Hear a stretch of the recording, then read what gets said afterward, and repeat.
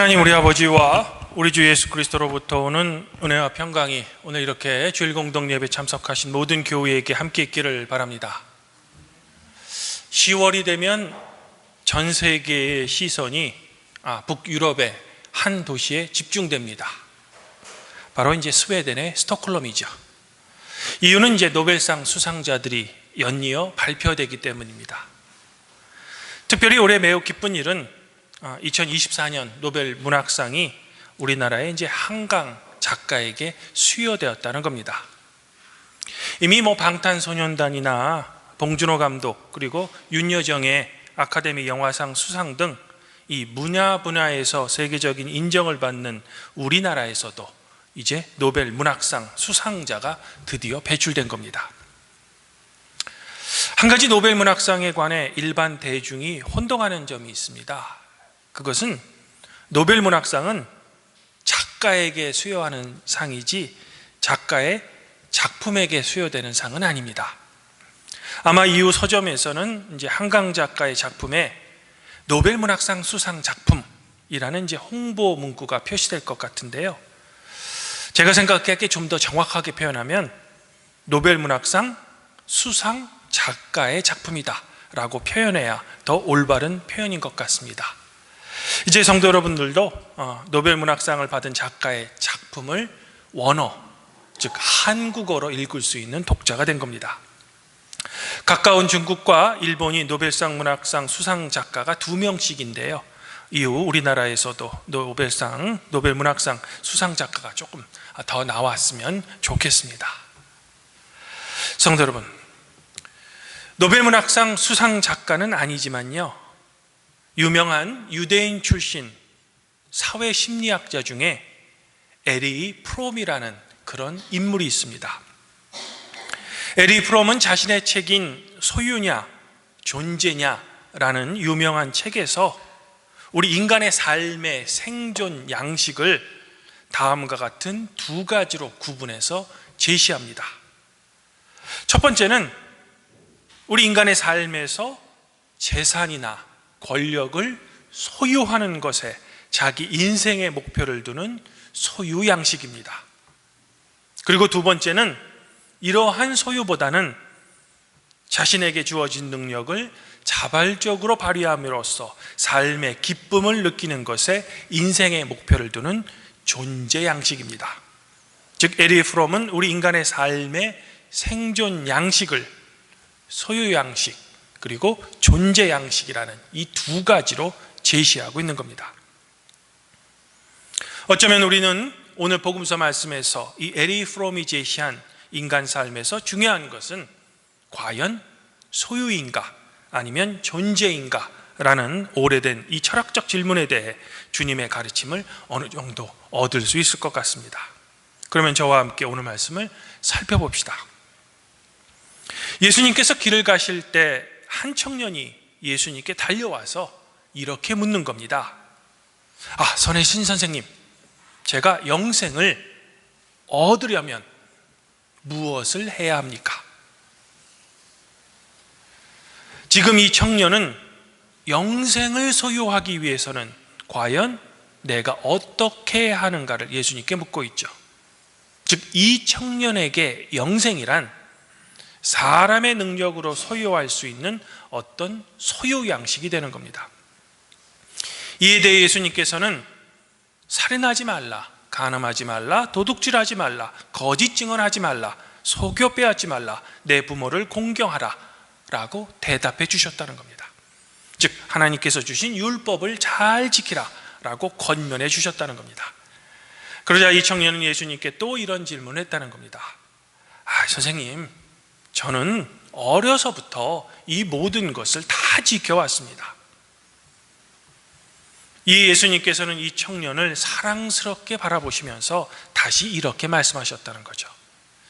당신에게는 아직 부족한 것이 한 가지 있습니다. 그러니 가서 당신이 가지고 있는 것을 다 팔아서 가난한 사람들에게 나누어 주십시오. 그렇게 하면 당신은 하늘에서 보화를 차지하게 될 것입니다. 그리고 와서 나를 따르십시오 라고 말입니다. 하지만 이런 예수님의 말씀에 청년은 오히려 근심하며 예수님을 떠났다는 겁니다. 왜냐하면 이 청년에게는 재산이 아주 많았는데 이것을 포기할 수 없었기 때문이죠. 비록 영생을 얻지 못하더라 말입니다.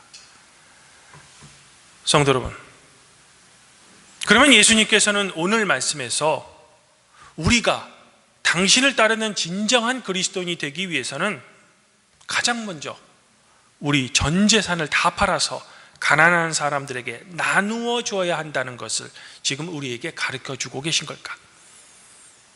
즉, 우리는 지금이라도 우리가 소유한 모든 재산을 가난한 사람들에게 다 나누어 주고 무소유한 사람이 되어야만 하는 걸까라는 겁니다. 정말 그럴지도 모르죠. 하지만 오늘 말씀에서 예수님께서는 우리가 당신의 진정한 제자가 되기 위해서는 반드시 무소유해야 한다라는 것을 말씀하고 계시지는 않은 것 같습니다. 우리는 잠시 여기서 우리 인간의 문명이 시작된 이후 인간의 역사에는 항상 불평등이 있어 왔음을 생각해 할 필요가 있는 것 같습니다. 어쩌면 우리 인간의 역사 그 자체가 불평등의 역사 그 자체인지도 모르겠습니다. 이런 이유로 우리 인간은 늘 우리 안에 존재하는 이 불평등을 어떻게 하든 해소하기 위해서 각 시대마다 다양한 시도를 해왔습니다. 때로는 이 방법을 혁명이다 라고 부르기도 했고요, 또 어떤 때는 개혁이다 라고 부르기도 했습니다. 그러나 혁명이든 개혁이든 한 가지 공통점은 우리 인간의 이런 시도는 또 다른 불평등과 또 다른 차별을 유발했다는 겁니다. 즉, 불평등을 해소하기 위한 우리 인간의 모든 시도는 다 실패했다는 겁니다. 이런 배경으로 우리 인간의 한계 때문인지 아니면 우리 인간의 숙명 때문인지는 잘 모르겠지만 인간이 가장 합법적이다 그리고 가장 정당하다라고 생각하는 우리 사회, 체제 그리고 법은 완벽하지 못하다는 겁니다. 그러므로 어떻게 보면 완벽하게 합법적이고 완벽하게 정당한 법이란 이 세상에는 아예 존재할 수 없을지도 모르겠습니다. 그리고 이를 잘 증명하듯 공정하다라고 서로 사회적으로 합의된 법은 약하고 가난한 사람의 아주 조그만 잘못에는 매우 엄격하지만 권력이 있고 부자들의 크나큰 잘못들에는 이상하리만큼 관대한 겁니다. 요즘 우리 대중매체에서 자주 등장하는 권력가들이나 재벌의 특혜가 이러한 우리 인간의 현상을 아주 잘 보여주는 예라고 할 수 있는 겁니다. 또한 인간 사회의 불평등은 사회 구성원 모두의 소유가 부족해서도 아닙니다. 오히려 어떤 사람에게는 그 소유가 넘쳐납니다. 하지만 어떤 사람에게는 말할 수 없을 정도로 부족합니다. 예를 들면 UN 인권위원회 식량 특별조사관이었던 장 지글러의 책 왜 세계의 절반은 굶주리는가 라는 책을 보면 2005년 기준으로 10세 미만의 아동이 5초에 1명씩 굶어 죽습니다. 세계 인구의 7분의 1인 8억 5천만 명이 심각한 만성 영양실조 상태에 있습니다. 아프리카는 현재 전체 인구의 36%가 굶주림에 그냥 무방비 상태로 놓여 있습니다. 그러면 왜 이렇게 기아로 죽는 사람이 많을까? 전 세계의 인구가 먹을 수 있을 만큼 우리 지구의 식량이 부족해서일까? 아닙니다. 2015년 기준으로 세계 인구는 약 73억 명조 되는데요, 오히려 식량 생산은 거의 2배에 가까운 120억의 인구를 먹여 살릴 수 있을 정도입니다. 즉 음식이 부족하지 않다는 겁니다. 그럼에도 어떤 나라에는 먹을 것이 넘쳐서 사람들이 비만을 생각하고 음식물 쓰레기도 마구 버립니다. 반면 어떤 나라는 먹을 것이 없어 굶어 죽는 겁니다.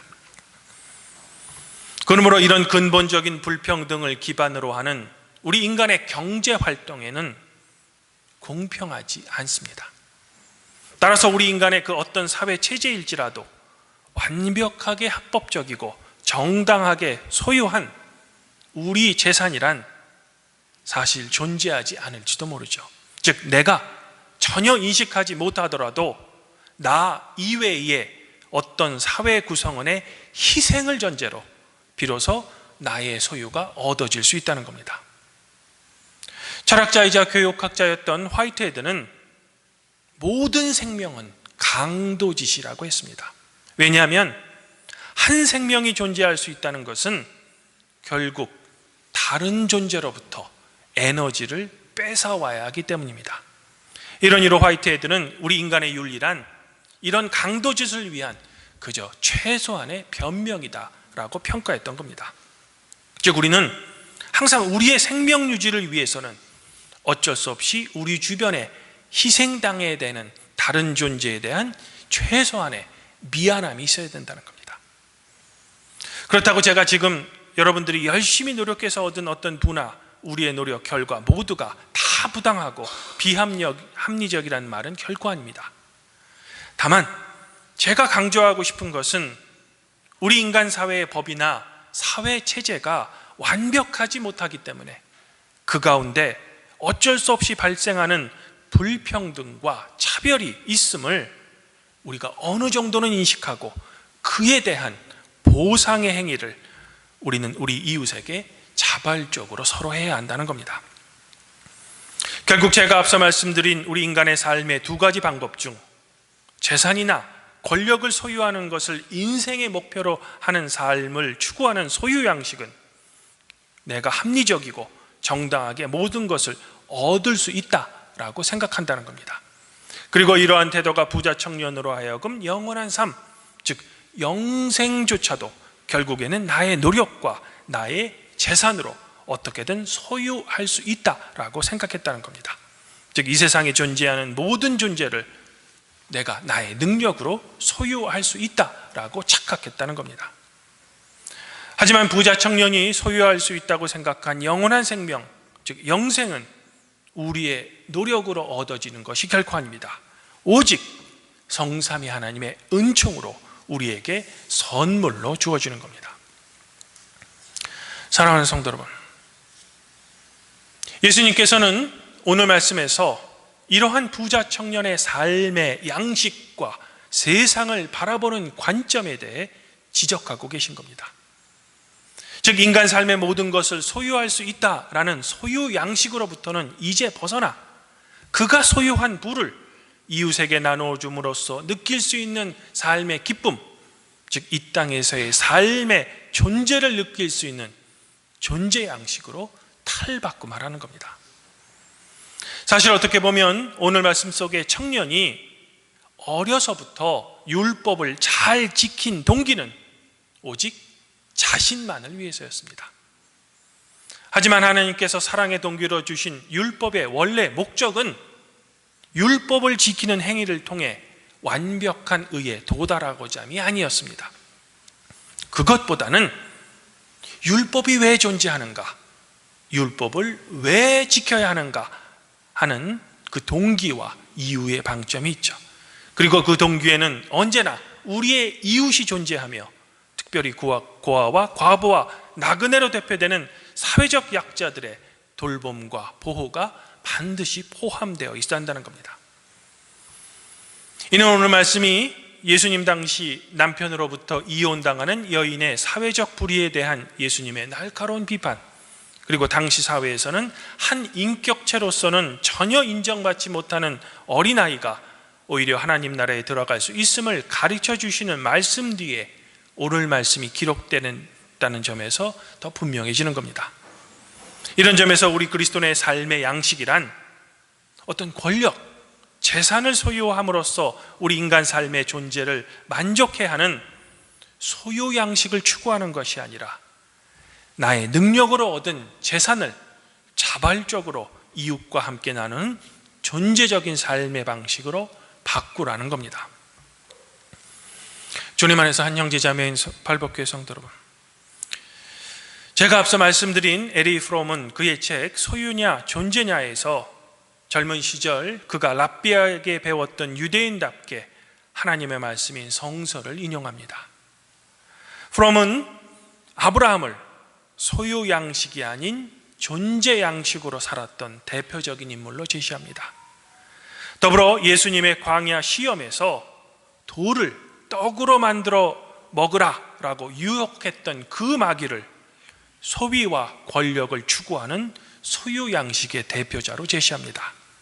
반면 우리 사람은 떡으로만 살지 않고 하나님의 입으로 나오는 모든 말씀으로 살 수 있다는 하나님의 말씀으로 마귀의 유혹을 물리친 예수님을 존재 양식의 대표자로 제시합니다. 그러면 아무쪼록 우리 팔복교회 성도 여러분들은 이 땅에서의 여러분의 삶의 목적을 권력과 부를 소유함으로써 다른 사람을 억압하고 나와 내 가족만의 삶을 조금 더 편안하고 풍족하게 누리려 하기보다는 내가 가진 능력 그리고 나의 소유를 이웃과 함께 나누려는 삶의 존재 방식으로 살아가시기를 저는 지금 소망해 보고 싶습니다. 더불어 우리가 제대로 인식하지 못할지라도 나의 생명 유지를 위해 희생당하는 우리 주변의 다른 피조물과 나의 소유로 인해 부당함과 차별을 혹시 경험했을지도 모르는 우리 이웃의 마음에 주님의 위로 그리고 나의 진정한 사과가 함께 있기를 더불어 소망해 봅니다. 또한 우리가 소유 양식이 아닌 존재 양식으로 삶을 살아가고자 치열하게 노력할 때 오늘 시편 기자의 노래처럼 주님의 인자하심이 성도 여러분들을 만족해하며 여러분들을 항상 즐겁고 기쁘게 해주실 겁니다. 바라기는 이런 주님의 즐거움과 기쁨이 팔복교회 성도 여러분들 자신과 여러분의 가족 구성원 모두 위에 항상 충만하시기를 성부와 성령과 함께 여러분의 진정한 선생이신 성자 우리 주 예수 그리스도의 이름으로 간절히 축원드립니다. 그래야면 모든 지각이 뛰어나신 하나님의 평강이 그리스도 예수 안에서 성도 여러분들의 마음과 생각을 지켜주실 것입니다. 봉헌 형과 함께합니다.